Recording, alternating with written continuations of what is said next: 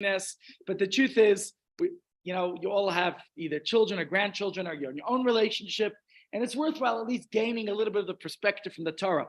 And you know what the greatest cause of divorce is these days, right? Marriage. So first we have to learn and understand marriage a little bit from the Torah perspective, and then we can get into understanding divorce. So that's what we're going to dedicate the next 2-3 days of shiurim here about this week.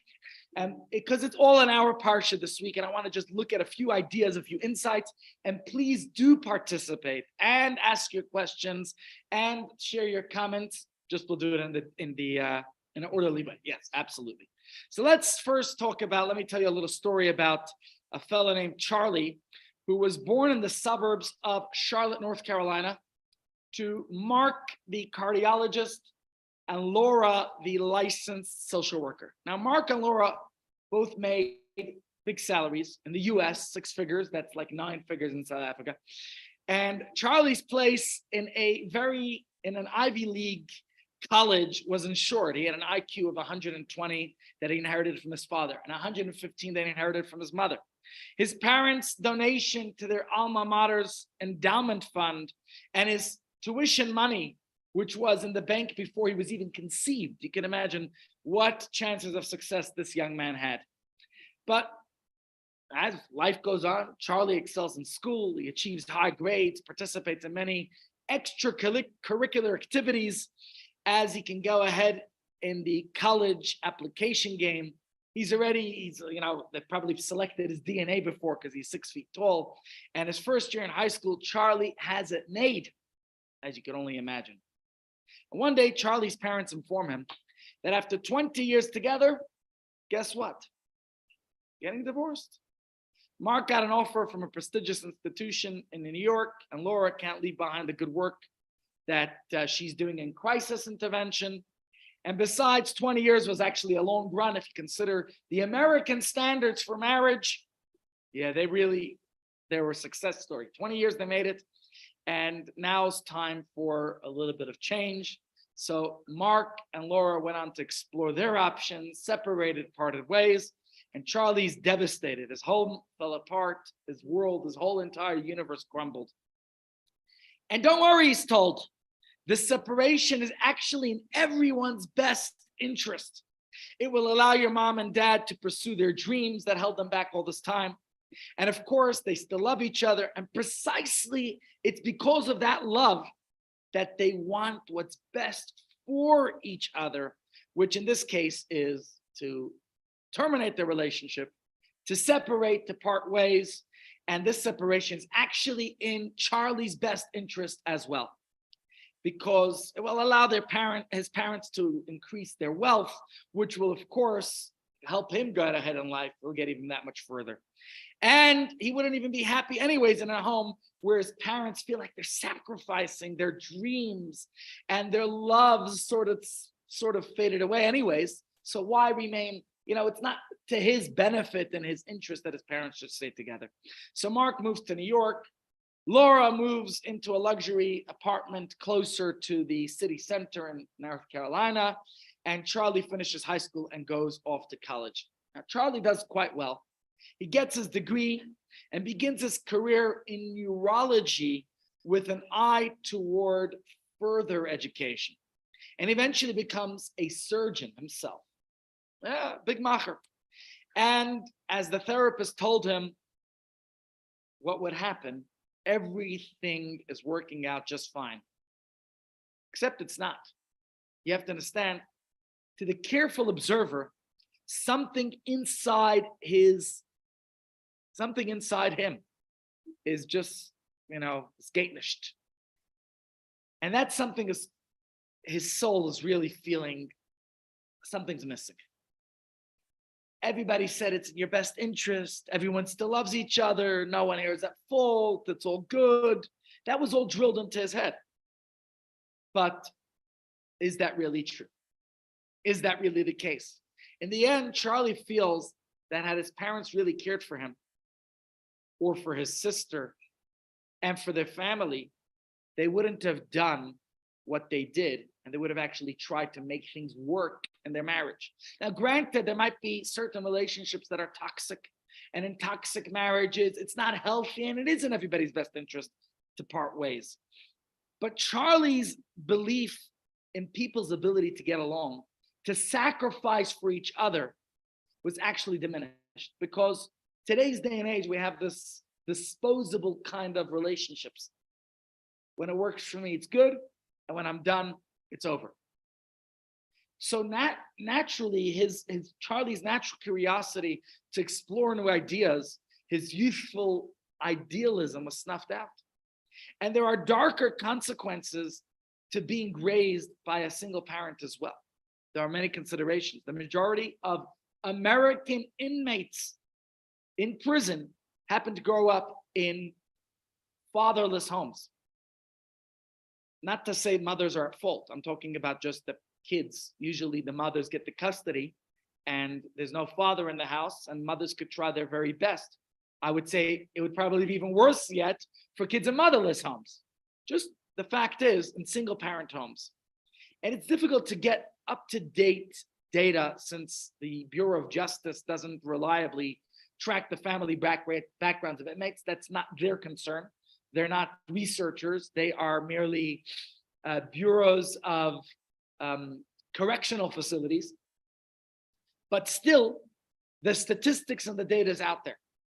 And the data is quite revealing. And it tells us how most inmates, whatever the percentages are, I'm sure that constantly varies, are people who grew up without one parent at home. Their parents were separated, divorced, or never even knew they had a parent. And over the past half century, the divorce rates internationally, but America is very good at keeping statistics, have increased dramatically. And today, they say that the percentage of children living in families with two parents decreased to 69%. Well, that's not bad, because you're going to say that only 31% of kids are living in homes without with a single parent. But to say that only 69% of kids today are raised with two parents at home. And it's not only that marriages are falling apart, people are actually delaying or refraining from marrying altogether. That is certainly a phenomenon today. And who's to blame them? You know, if you see that the success rate of marriages, I talked about a couple I knew. Boy, am I familiar with so many instances. There was one couple I knew, they were together for a long time, I think maybe more than 10 years. And somehow after they got married, within weeks, they were divorced. I didn't understand. I said, I don't understand you guys. For 10 years or more, you were living together. Everything was good. All of a sudden you get married, it doesn't work out. I had a couple I'm dealing with currently. I don't know how they fell so deeply in love. Let me tell you, the animosity between them now. Oy, oy, oy. So this is what's going on in the world that we live in. And we know that it's not just statistics, it's reality, right? Now I ask you this, what is the most prominent family photo hanging in every home? What's the most important one? If you had the choice to retain the memory of only one day in your life, which day would it be? If you were to give an example of an event that epitomizes happiness, what event would you choose? And I got to say, we are not so good in my house at getting all our pictures framed and stuff. But there's one picture, my wife and I, two pictures we have up. And guess what they're both from? Our wedding. Okay? Yes? So why are people running from marriages if it's such a special event? Why do they keep making excuses and delaying until after they get the new job or promotion, or until they just find someone who's the right one? Let me tell you, I have a couple that booked me to do their marriage in 2025. I said, I'll put it in my calendar. I did. But I said, I don't know what's going to be in 2025. Again, on the other hand, I had a couple that came to me in 2018. They booked me to do their marriage in 2020. And guess what happened in 2020? COVID. So we delayed the marriage till 2021. And now they're, please God, they're happily married. They even had a baby recently. Thank God, Mazel Tov. And the wedding was very different from what they planned. They planned on a destination wedding, and we were discussing all these ideas. At the end, they kept delaying it in 2020 because of COVID. And thank God they actually did the wedding eventually. It was a different type of a destination. They wanted to go. I was looking forward. We had tickets booked to go to a very exotic place. At the end, the exotic place happened to be Pretoria. So I felt really bad. I actually had tickets to this wedding and I never even made it there. Anyways, that's the way life is sometimes, right? But the point I'm making is that's the ones who actually make it to the wedding. But we understand the divorce rate's very high. But today I'm not going to talk about divorce. I'll talk about marriage. And on Wednesday, please God, we'll talk about divorce. Again, I think we're going to talk about lessons about relationships all the more so. But if marriage is so important, don't these people want happiness and the smiles, the twinkling eyes that we see on a bride's face and the groom? Of course, everybody wants it. I mean, my little daughters, I don't know, I don't see it as much in the boys. I got 3 boys and 4 girls, thank God. But every single one of my daughters is a bride. I never see my boys playing groom. I'm not sure what it's about. You know the story about a young guy who's a little kid. He's sitting in the Torah Academy school and they're having the school plays coming up. So he comes home and his mother asks him, so what's your role? What's your part in the play? I mean, my daughter's rehearsing for her. I have 2 daughters in plays right now. They're rehearsing next month. What am I talking about? Like in 2-3 weeks, the school play's going on. So the mother says, the boy says to his mom, I'm the chassan, I'm the groom. The mother says to her son, you go back to your Mora and you tell your teacher you want a talking part, okay?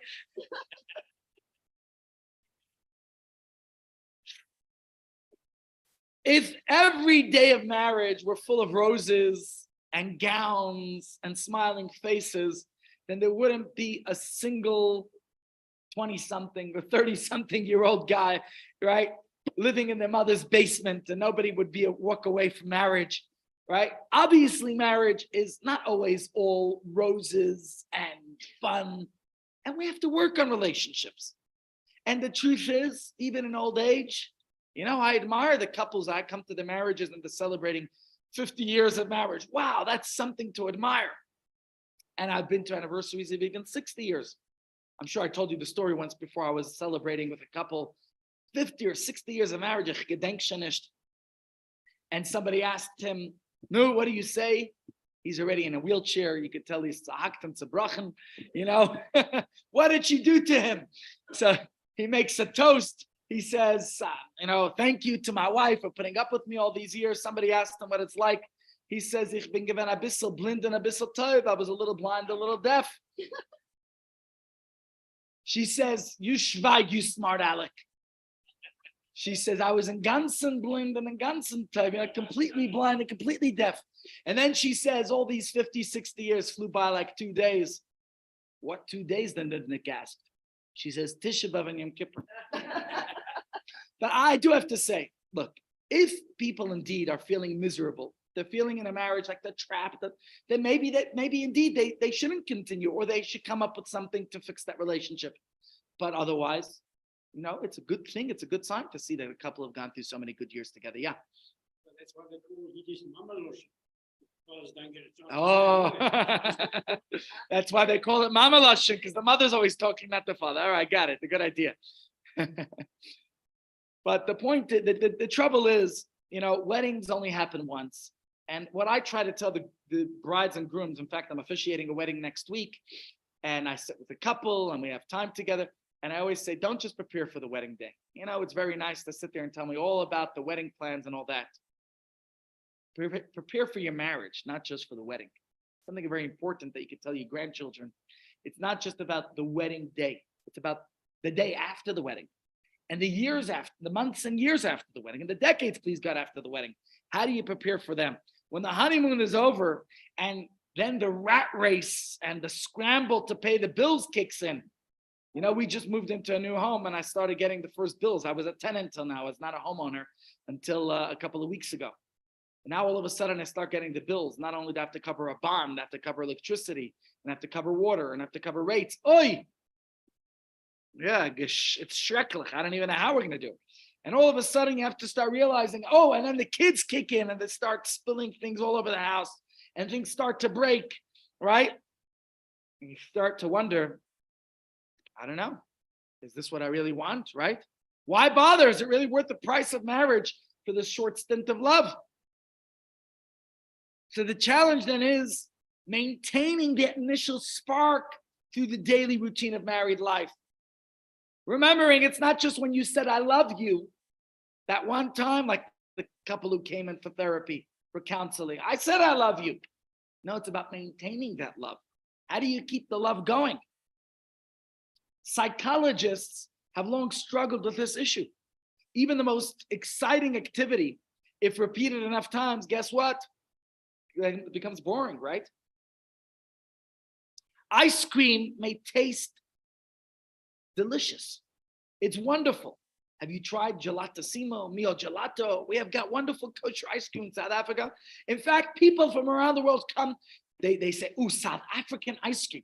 It's actually Italian ice cream, the gelatos here. But somehow we have a reputation to have better ice cream in Johannesburg than in New York and Tel Aviv. Yeah. But if you taste it every day, it gets boring. Yeah. After the third tub, it's nothing new, nothing special.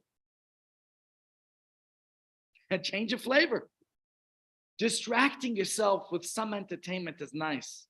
But what happens when you watch the show over and over again? Do you still enjoy it? You know why Apple releases a new phone every year? Because we got bored of the phone already after a couple of months using the same phone. Who knows what Apple's going to have to stick into the next model and the next one. They always have to keep advancing it, make something new and exciting. But darling, I don't know if your spouse really changes. And some of you, thank God, have been married many, many years. How many years, Raz? 48 years. K9 Hara. Anyone beat that here? Who's married more than 54 years? K9 Hara. Also 54. 57. 57 years. 61 years. I am amazed. 60. Ladies and gents, I mean, I got to just like turn this around and show this to our viewers. To look at the people here, 61 years. Anyone beat that here yet? You know, actually, we used to have a gentleman who used to come to this program, Izzy Singer. Anyone remember Izzy Singer? Izzy used to come here. Izzy used to come when the shir was downstairs in the library. Izzy was 103 when he was coming. Yeah, he passed away at 103, but he was still coming to the shir in the last year of his life. I once asked Izzy, what's the best thing about being your age? You know what Izzy said to me? No peer pressure. But I have to share with you one of my best lines about marriage that, you know, I was dating Batya in the year that my mother passed away, and then her father was killed tragically in a car accident. And I asked my father for some dating tips, some advice. You know, I said, we were dating for quite some time. I have to say, very unconventional in Hasidic terms. My wife and I dated for about a year till we got engaged on and off. And then from the time we started dating till we got married, I think was a year and a quarter or so. Yep. We met July 4th, 2005 or 2006. And we got married in 2006. We got married in October 11th, 2007. Yeah. So not very conventional. Anyways, I asked my father, how long did you date mommy for? My mother had already passed away then. He said, for over 40 years. They got married in 1967, or almost 40 years. It's 1967, and she passed away in 2006, 2006, almost 40 years. That's what he said to me. I dated her for almost 40 years. That's about maintaining the relationship.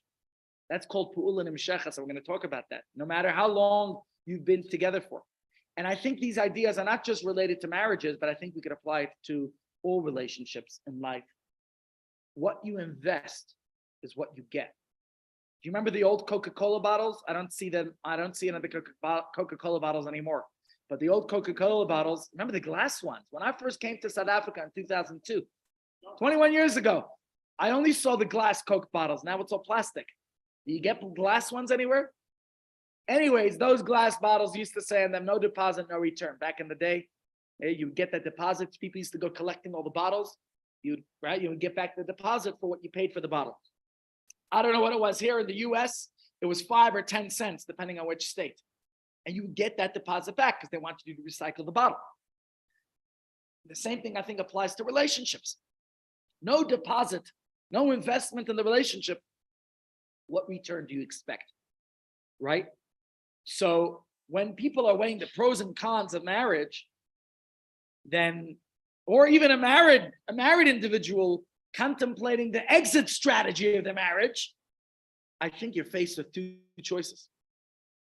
Be single and miserable, or be married and bored stiff, or is that the only option available? Now, I think there's other options to actually be in a relationship and loving each other, regardless how many years. And that's something what I want to talk about, because in the Torah's view, marriage is not something that happened once when you were under the chuppah. It reminds me of another good old joke they say, because Chief Rabbi Harris of blessed memory told me, you know what the job of a rabbi is? 3 things: hatch, match, and dispatch. Now, I'm not a mohel, so I don't do much of the hatch. But the match and dispatch, I unfortunately do a lot more dispatch than match, because, I've worked more with the elderly, but I still do weddings. I always wonder why young couples come to me to do their weddings. I'm the seniors rabbi, not the youngsters rabbi. But either way, one senior put it to me one day. He says, you know why it is that by a chuppah there are four poles to hold, and a coffin only has 2 poles to hold? I asked him why. He said to me in Yiddish, "Weil bei der chuppah bagrat men zwei." You understand that? He says at the chuppah you're burying 2 people. Oi, don't like the black that humor, dark humor, huh? Okay, but the point is, marriage is not something that happens once. The truth is, some people say you only live once. That's not true. You only die once. That is true. Living, you have to live every day. Life is something that happens every day. And therefore, getting married is not just that one-time exciting event that produces some nice family photos, followed by the endless grind of bills. The truth is that it's not just the bills and the laundry and the cleaning and all the other things. The magic of the wedding day, the excitement that makes buying that new couch feel like a trip to Disney, that morning coffee together, that's all something that could be actually maintained and retained and continued throughout the relationship. All the different things that happen. And the truth is, we've discussed many times, I'm not going to go back to our journey of the soul here, but one thing I said about journey of the soul is that when a person passes on, it's not just about saying Kaddish for them, it's also about living Kaddish for them. What's living and doing Kaddish? Is perpetuating the legacy of our beloved departed. Finding a way to keep them alive in our living and our everyday experience every single day. And that magic is there. It's up to us to find it. But don't wait till a person's gone to appreciate them. Can we appreciate our loved ones while we're living with them every day? Well, we'll get back to that. You say we appreciate them more when they're gone. In a way, okay. That is true. And the point of my discussion today is to say, don't only appreciate people when they're gone, but to cherish our relationships when we're here. To appreciate people while we're here. It reminds me, I need to call somebody. I didn't call that person. I realized after Shiva, the support we could give people who've lost a spouse or a loved one really is not just during the Shiva when we're all there. Is after the Shiva. So thanks for the reminder. I better call somebody up today.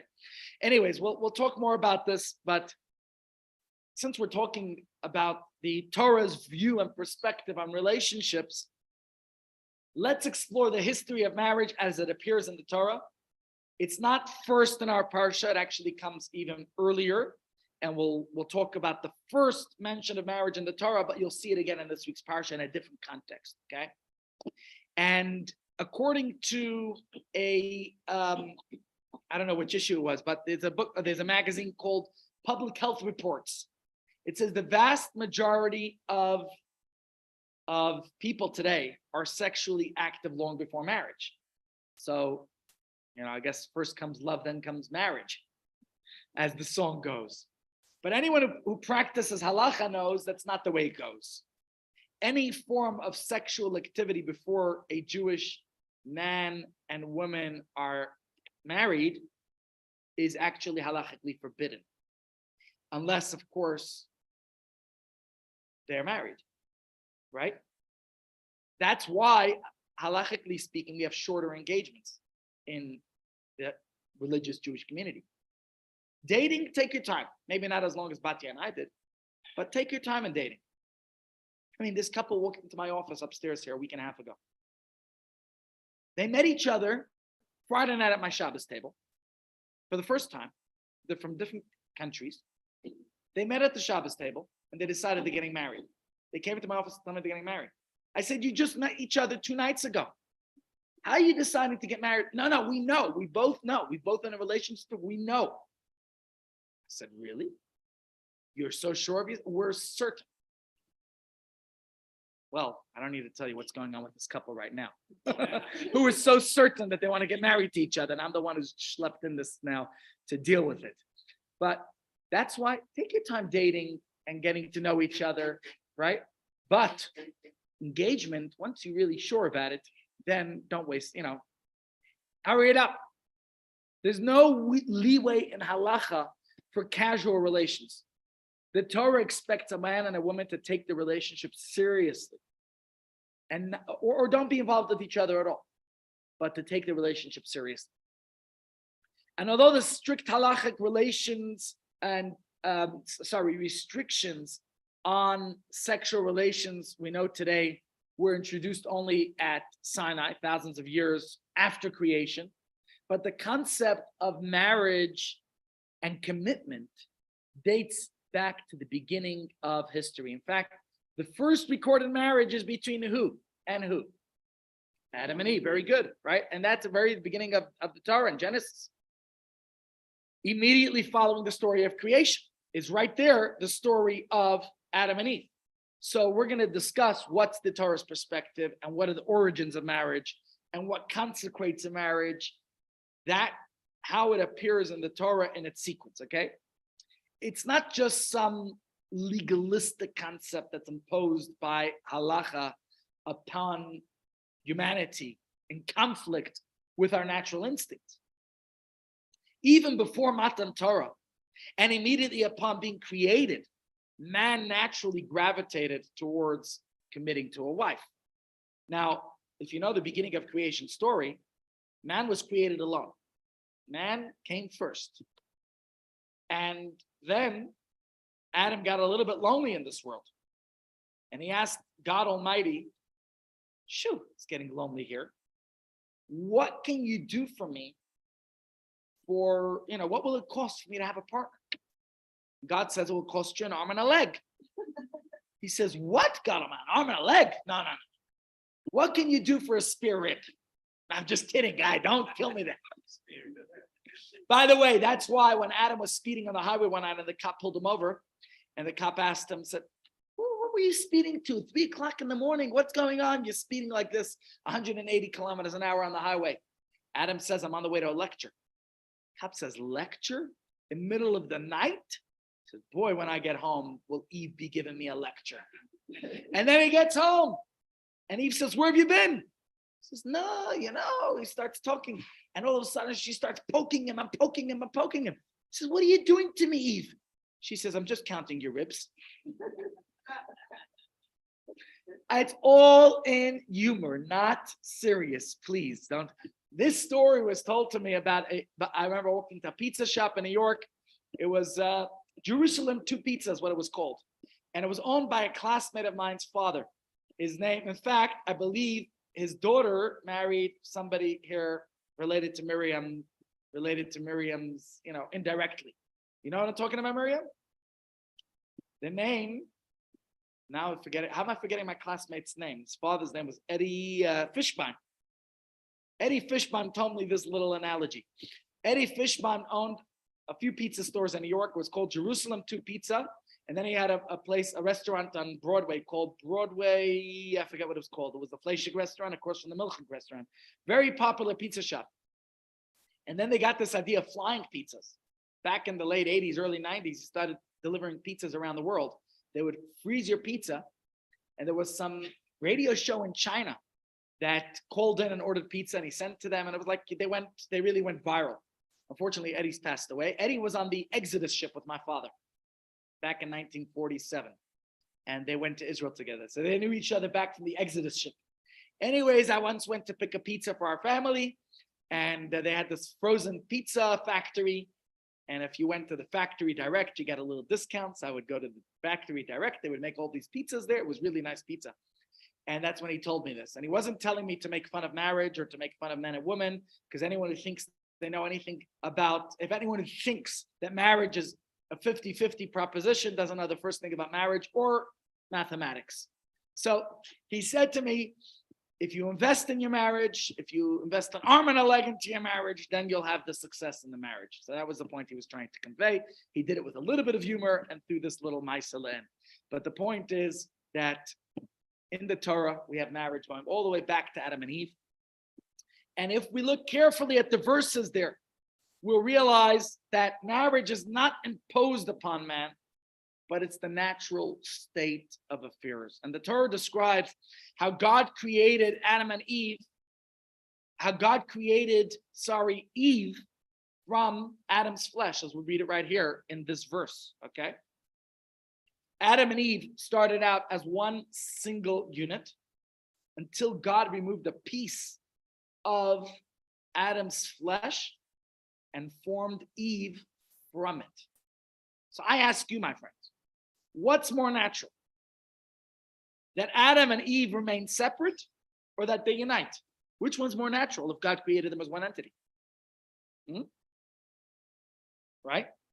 Until God removed that, until God separated the two separate entities, which were once a single entity, they reunite into one, or that they should remain separate. What's more natural? Obviously, if man and woman were initially one, you ever go into the furniture store? Do they have IKEA here? I've never seen IKEA here, but in Europe and in Israel, you got IKEA, and everybody likes to go into IKEA, and you buy, even in America. I remember once we found a special in IKEA, $25 a bookcase.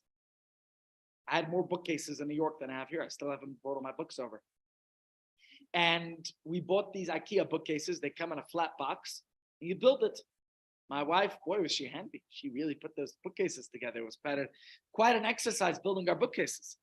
So what happens? You get everything is packed separately, but when you put it together, it's one whole, right? So you're remarrying all the pieces that become one. So initially, Adam and Eve were one. God separated them. And what's marriage? Bringing them back together, right?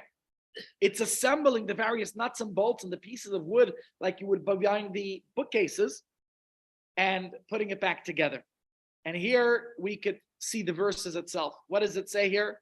What did I just do? Did I just turn off the computer by mistake? I apologize. I hope the people on Zoom could at least see it. I don't know how I did that, but I pressed the button, speak to the computer. This computer is very temperamental. I really don't know what I'm doing wrong, but it's very temperamental here. Something is wrong. It keeps turning on and off, and it doesn't charge very well. If anybody here is in the mood of investing in, look at it. And now I didn't even touch it, and it keeps going on and off. So I don't know what it is. You see this? I'm not doing anything.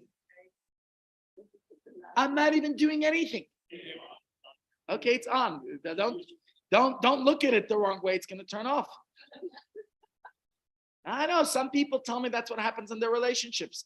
They looked at their spouse the wrong way, and that's it. Silent treatment, Cold War.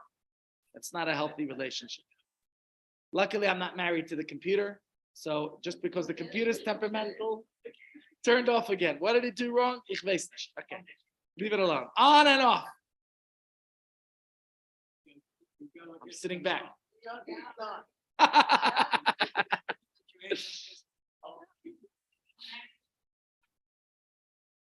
Oh, just imagine if human beings got these updates like the computer keeps getting updated. Okay, ladies and gents, I'm very sorry. Now the computer's it's doing something funny. Either way.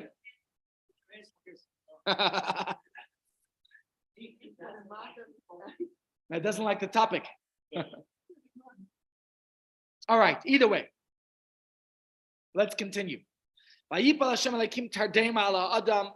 verse says that Hashem, what did Hashem do? Hashem caused a deep sleep to fall upon man. And what happened? He slept, went for a surgery, and God took one of his sides and closed his flesh in its place. The Lord God built the side that he had taken from man into a woman and brought her to man. And man said, this time, what does the verse say? Very powerful words. Etzem me'atzamai ubasar mipsari lezoisi kare isha. Man said, this time it is bone of my bones and flesh of my flesh. This one should be called Isha because this one was taken from Ish, from the man. Al Kain Yazov Ish es Aviv es Imai. Therefore, a man should leave his father and his mother, V'davak be'ishtoi, and cleave to his wife. V'hayu levasar echad, and they should become one flesh. Still not appearing back on the screen. I don't know why, but so we. Here the verse is telling us that marriage, we're saying, is a natural phenomenon, right? It's practiced by humans since history's beginning, thousands of years before even God gave the Torah. At Mount Sinai, what happened? God further validated the institution of marriage. Who's the person who said to me, I think Groucho Marx. He was Jewish, right? Yeah. He says, I was married by a judge. I should have asked for a jury. And then he said something to the effect of, if marriage, I hear that marriage is the institution of marriage, right? He says, who wants to live in an institution? So God explicitly forbade sexual relations between a man and a woman unless they marry. Marriage evolved from common practice to vital necessity over the years. My computer, it says restarted because of a problem. So we're going to wait for that problem. Sure. Yes. In a ksuba, it indicates that the woman is virgin or not. Now, it's not like any rabbi is inspecting or anything. They ask. Basically, they do as follows. If a woman was previously married, then obviously it is then she's not considered a virgin.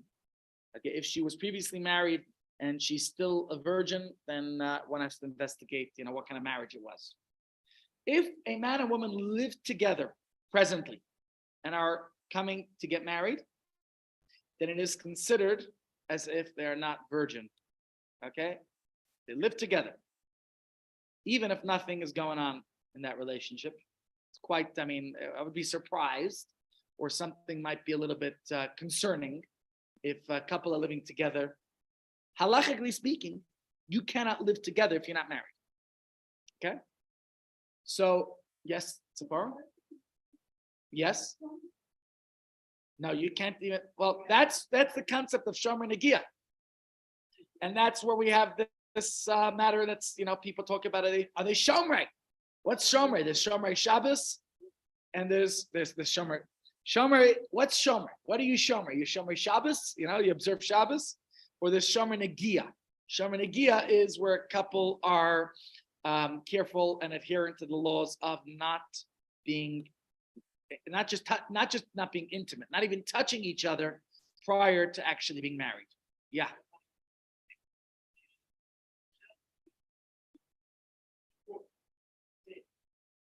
Yes, we're going to talk about it. It's in this week's Parsha.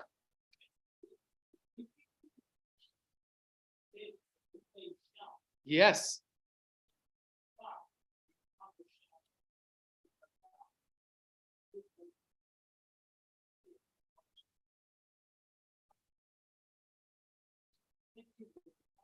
Right.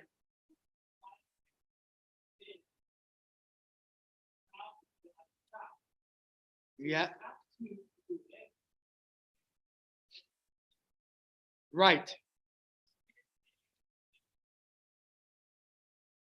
So there's three things that make a couple get married. Kesef, shtar, and bia. We'll talk about that. Okay. We'll get back to it. Yes, Miriam?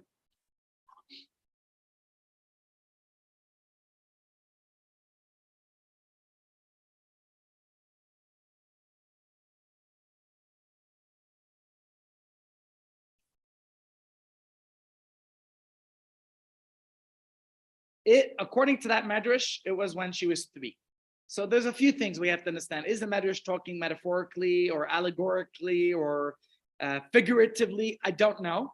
Maybe it's talking about her beauty. Maybe it's talking about, in today's day and age, that would be considered pedophilia and would be very wrong.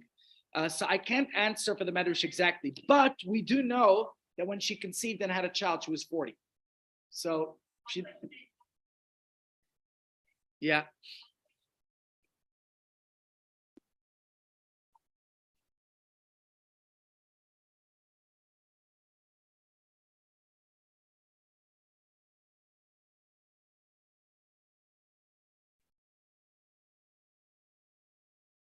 Right.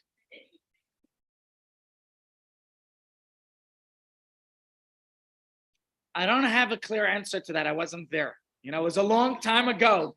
And even if I was there, you think I'd be inspecting on them? That's called voyeurism. Now, we're prior to Mount Sinai.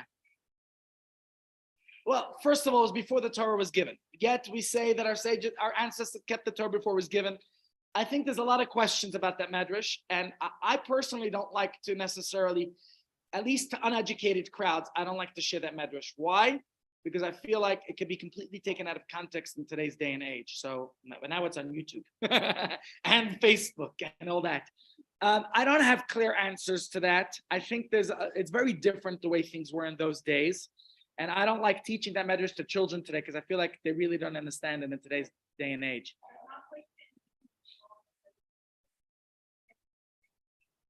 So 2 answers. Number 1 is it was before Matan Torah. Second of all, maybe they did get married then. Maybe it was a completely different era. Maybe they lived in this, maybe. So I don't have a clear answer. I don't find it necessarily relevant to our topic of discussion in the sense that we can't take a clear, it's not relevant to today's day and age. So there's a lot of questions on that medrash. You could tell I'm not the one who mentioned it.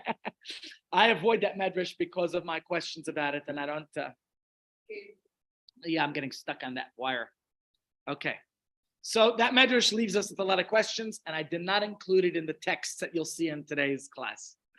There's a lot of questions about it, but the point I'm making now is that's long before God gave us the Torah. At Mount Sinai is where we have a lot more lessons, and since our portion now is in Devarim, the book of Deuteronomy, it's the repetition of the law. So like Ronnie's mentioning, there was a lot of evolution about it and how marriages evolved.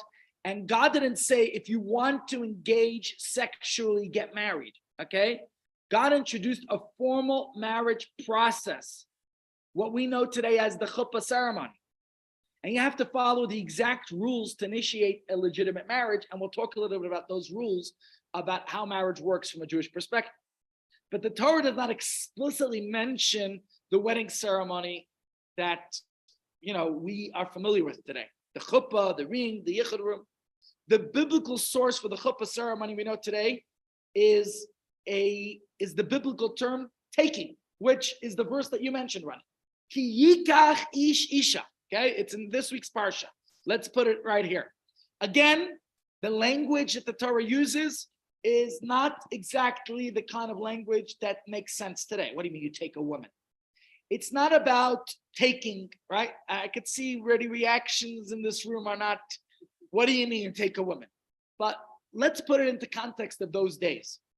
Let's put it into context of the way people understood things in those days. The Torah's verses don't change. But it's the idea of a marriage. In today's language, in today's vernacular, in today's society and culture, doesn't work that way. You don't take a woman. A woman's not for taking. And it wasn't that way either then. But I think in that era, it made more sense that way. Yeah, that's also true. Do you take this? Okay. It's reciprocal. Do you take this man? All right, that's the way it's done today. But today you have the ceremony of a wedding. If anybody wants, could watch the wedding I'll officiate next week, or you can. I told you guys the story about a wedding I did at Sun City. I didn't do it. What am I saying? I did a wedding at Sun City. I'm going to bore some of the people here, but I'll tell it very quickly for those who haven't heard it. So 2014 was our first Pesach retreat program that we did, and that year we did it at Sun City. If I tell you the quote I got from Sun City this year to do it there, because we're considering to move it back to Sun City, I don't think any locals would be able to afford it. Sun City quoted me 8,000 rand a room a night. Oh, yeah. A bargain. I don't know what if they're doing so well that year we paid 2,000. No, even for Americans, it's not a bargain. What's 8,000 rand? That's about $400 a night. Why should people pay that? That's before food. That's just on the rooms. Okay, they're quoting me Michigan prices. In 2014, we got a bargain. Indeed, we paid 2,400 rand a room at Sun City. So we did our Pesach retreat there that year, and we were doing our program. And these days I give less shiurim at the Pesach retreat just because I have to focus on the guest, and I'm more of a host, and it's an event, and it's a fundraiser, etc. But back then, I was also giving a lot of shiurim, and I was going to the shul. The shul was one of our conference rooms that we were using as a shul for shul purposes. We had two conference rooms, actually three. One was for shul, one was for kids' room activity, and then we had a dining room, a restaurant that we converted to use as our kosher dining facility. So I go to the conference room to prepare my shiur. The shiur is supposed to be at 5:00. I come at 4:00 now to get ready for the shiur. I had photocopies that I prepared and was giving them out. And I just wanted to make sure everything's in place because it was all a mess. And I had to make sure I take the right photocopies out, maybe look it over, make sure I got the right words prepared. And can somebody tell the guy with the vacuum cleaner there to hold it out, hold it off for 20 minutes, 10 minutes more. I get the documents prepared. I'm sitting there, putting it out and doing whatever I have to do, looking over my notes. And in walks a man with a very funny looking collar. You know what I'm talking about? Huh? Yeah. Well, he introduced himself to me as he's the Dumini, a galach. He asks me if I'm the rabbi. I said, yes, I'm the rabbi. The thick Afrikaans accent. I don't know if he was from Franken or what. So he says to me, are you the rabbi? So yeah, I'm the rabbi. He says, I want to ask you some questions about Jewish marriages. So I don't know if this is my Russian accent or my pretending to be Afrikaner. Anyways, I said to him, yes, I'm the rabbi. He says, I want to ask you about Jewish marriages. And he starts asking me all these different questions about a Jewish marriage. I happened to do a few weddings that March, just before Pesach. I did one in Cape Town. I went in Sandton. I had like 3 weddings I just did. So I was fresh in my ideas. And back then, the weddings I officiated were more like a lecture, than a wedding. And, I used to explain every single detail. Now I try to summarize it much shorter. So I'm explaining to him what the chuppah is about and why it's open and why we have a covering and why what the bride walks around the groom 7 times and the significance of breaking the glass, everything we do in the ketubah. And he's soaking it up and was sitting there with me for 25 minutes. And then he's okay, I better go do my wedding now. So I asked him, I said, I've never been to a Christian wedding before. He's a galach after all. I said, can I watch the wedding ceremony you're about to officiate? It would be my greatest honor, Rabbi. Okay, I come outside.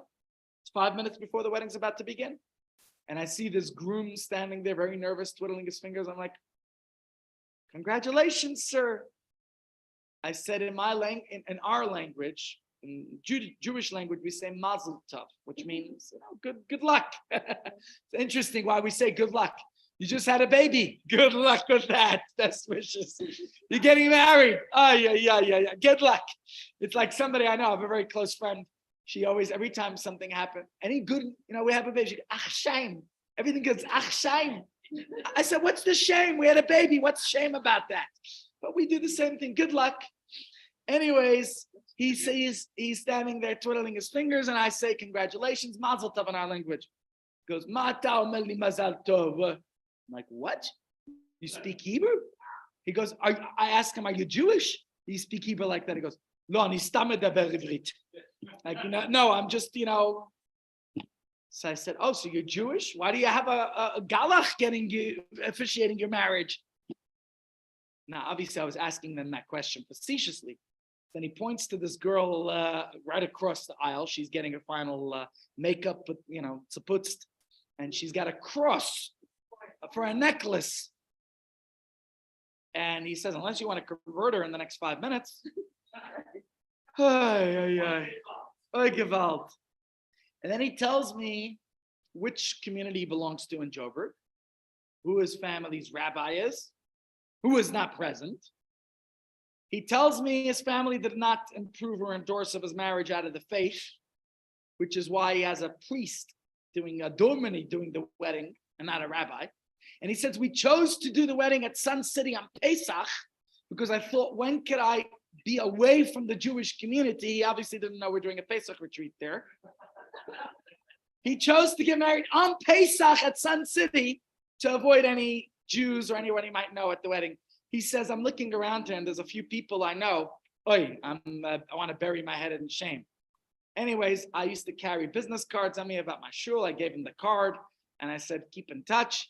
And then I chose not to be present at this chuppah where they had a chuppah, they had a glass. And then I understand why this dominee came to ask me the questions about Jewish weddings. And I hear him repeating everything I said, except that instead of repeating verbatim what I said, he threw a couple of JCs in there. Yeah. And I hear the guy go, and now we are about, the groom will break the glass to recall the destruction of the temple. And I'm thinking, what kind of destruction of the temple is going on right here, right now? But it was quite a scene to behold. And hearing him, I was ashamed each time he repeated everything I told him. Anyways, that was the story. That was that wedding. And why do I mention it? Gedenkshenish. But the point I'm making is, here's a wedding at Sun City, which had a lot of fanfare. And tomorrow, please God, we'll talk about Jewish weddings, not Christian weddings or an interfaith marriage that was not exactly the right thing. So we'll talk about this verse about where the Torah says if a man takes a woman, what is the significance of taking? Why does it say so? We'll have to understand the context, especially since this verse has to do with defamation and not consecration. So we'll have to understand what this has to do with, and we'll talk about that tomorrow. Please do come join us for this shir. I hope you will learn, and then we'll go from marriage to divorce, and then hopefully to learn how to sustain a marriage. So I'm looking forward to seeing you all here tomorrow, same time, same place. Enjoy lunch. Tomorrow morning, Dr. Helen Kennedy will be here to do yoga and breathing and stretching exercise with you. Thank you, Cynthia, for today's memory brain exercises. And